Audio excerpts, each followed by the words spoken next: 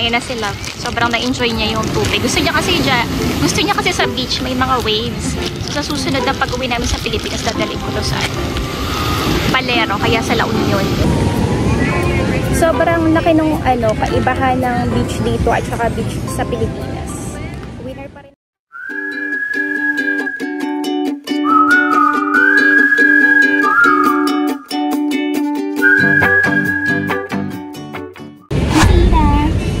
Hi everyone, welcome to Zeta's Mama and Dada's YouTube channel. So today is the 15th of July and nandito kami ngayon sa Rhode Island sa Misquamicut Beach. Ibang-iba siya sa beach sa Pilipinas. Ang daming tao. And Monday ngayon, it's 30 degrees Celsius. Lalagay ko na lang kung anong degrees na Fahrenheit. Basta sobrang daming tao kahit weekdays. Akala ko kami lang ang magiging tao dito pero jam-packed ang tao dito. Si Zeta. Baby, say hi. Zeta, say hi to the vlog. And pakita ko sa inyo yung beach ngayon. Yung unang punta namin dito, nung May, ang lamig. Hindi talaga kakayanin mag-swimming. Tapos ngayon, kahit 30 degrees Celsius, yung hangin niya malamig. Pero maganda for today kasi nga mataas yung yung direct ng araw is mainit. Pero malamig yung malamig yung hangin.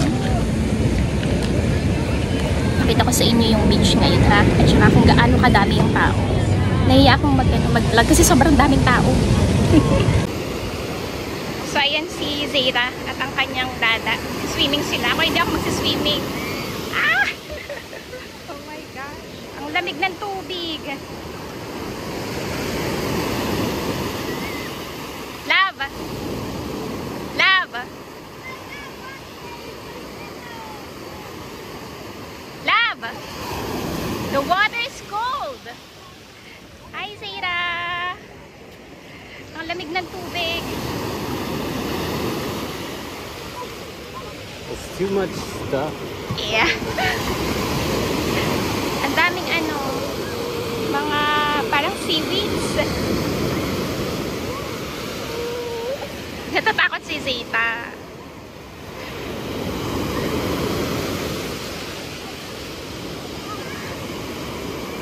Ayan yung beach nila. Masyadong mataas yung alon. Ayan si Zeta. Hindi niya takot siya dun sa mga wave. Masyado kasing mataas. Kaya hindi na namin pinag-swimming kasi iyak ng iyak. Hindi ko nga alam kung naririnig nyo ako kasi sobrang ingay ng mga wave dito. Ayan. Si Richie ando nagsuswimming. Dala yung boogie board. Kami ni Zeta dito lang kami.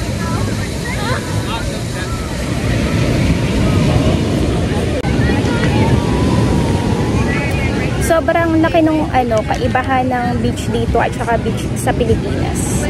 Winner pa rin talaga ang beach sa atin. Sa sand pa lang. Kasi yung sa atin talaga, diba, sobrang pinong-pino. Dito naman, pino naman siya. Kaya lang kasi yung sa atin, may mga beaches sa atin na talagang white, diba? White na white, tapos sobrang pino. Dito kasi, hindi siya ganun.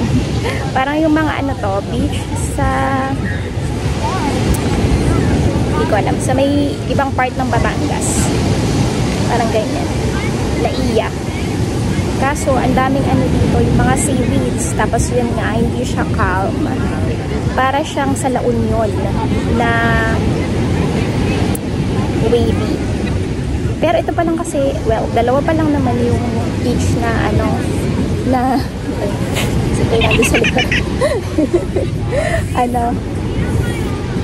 Beach na napuntahan ko dito. And yung isa sa Connecticut, yung ano pa yung pangalan? Nakalimutan ko yung isa. Yung name ng beach sa Connecticut. Tapos dito sa Western, ito nga Misquamicut Beach. Tapos sobrang daming tao. Tapos wala sila nung parang mga cottage. Di ba pagka sa Philippines, yung public na beaches, merong mga cottage. Dito wala. Magdadala ka ng sarili mong umbrella. Tapos sarili mong tawag saan? Yung panglatag. Ganon.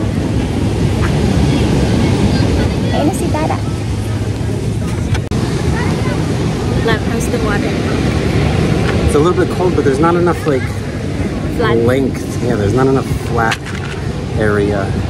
So the waves are crashing like right on the shore. So you cannot really ride them because they're just crashing right on shore. So then, for you, what's better? Beach in the Philippines or beach here? This one specifically, when it's not, This one is better? not at the moment, but other times, yeah. No, in general. In general, I guess Philippines. Of course it is. Oo, winner pa rin talaga ang beach sa atin sa Pilipinas. Saka ito nga, ang daming tao. May mga nakikita rin akong beach sa may bandang, ano, ito nakikita ko lang sa TV, o sa YouTube din, sa Florida. Ano din, parang ganito din siya. Daming mga taong, basta sobrang daming tao. Very, ano siya, jam-pack ng mga tao.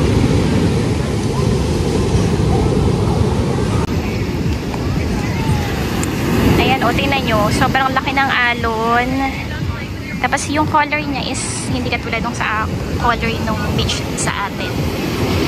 Well, siguro yung ibang beach sa atin. Pero yung mga world class na beach sa atin, ibang-iba siya. Kaya nga sabi ko, winner pa rin ang beach sa Pilipinas. Pero diba choosy pa ka? She's eating sand. What are you eating, baby?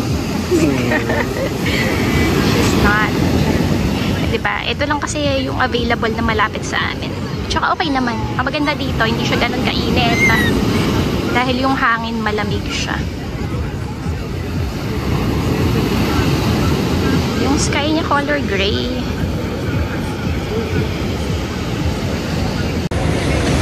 Parang hindi masyadong gusto ni Zeta dito. Iyak siya ng iyak. Tapos pag pupunta pala dito, yung mga interested na pumunta dito sa Misquamicut Beach, pagka weekdays, merong parking fee. How much dito din for the parking fee? $20. Pero pagka weekend, how about if it's weekend? $30? Pag peak season. Pero nung last na pumunta kami dito, walang bayad. Kasi nga hindi siya peak season. Iyak na iyak si Zeta. Richie doon, sa part doon. Sana pa yun makita. Hindi na siya makita. Ayun, ayun siya. May dalang boogie board. Bubuan na. Ayun siya, ang daming mga seaweed. Parang hindi ko doon siya malinis din. Although sa Philippines, may mga ganyan din naman. Pero iba pa rin talaga yung sense sa Pilipinas. Dahil yun sa Bohol Beach Club. Nung nagpunta kami doon. Sa Boracay din. Sa Palawan. Sa Batangas, may mga magaganda rin na sand.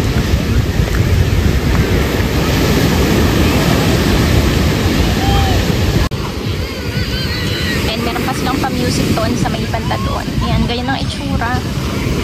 Diba, ang daming tao. Lalo na siguro pagka weekend dito. Ayun na pa, nag-iiyak si Zeta.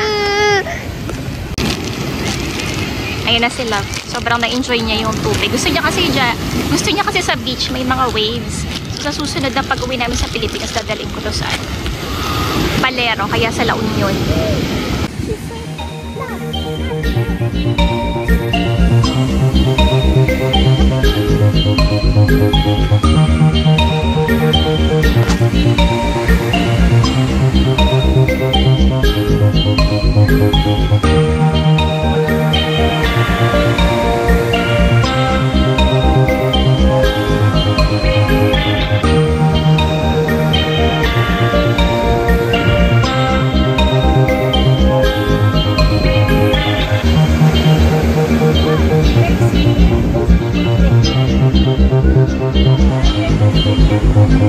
Go over there. What are you doing?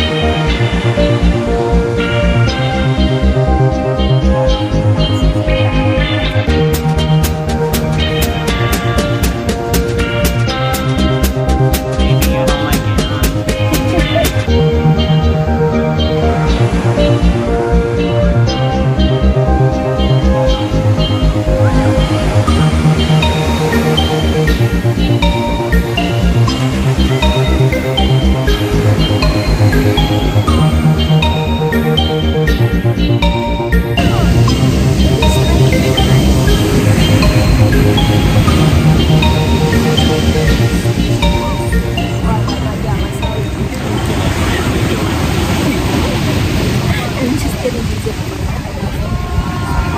Baby, look at the camera. Zira. This is Zira. So, uuwi na kami. Are we going home? Yeah. Siguro yung isang maganda dito na nagustuhan ko yung breeze. Malamig. Sa Pilipinas kasi sobrang init pa din. Yun lang. Other than that, winner pa rin ang Pilipinas. Nanalo pa rin ang Pilipinas.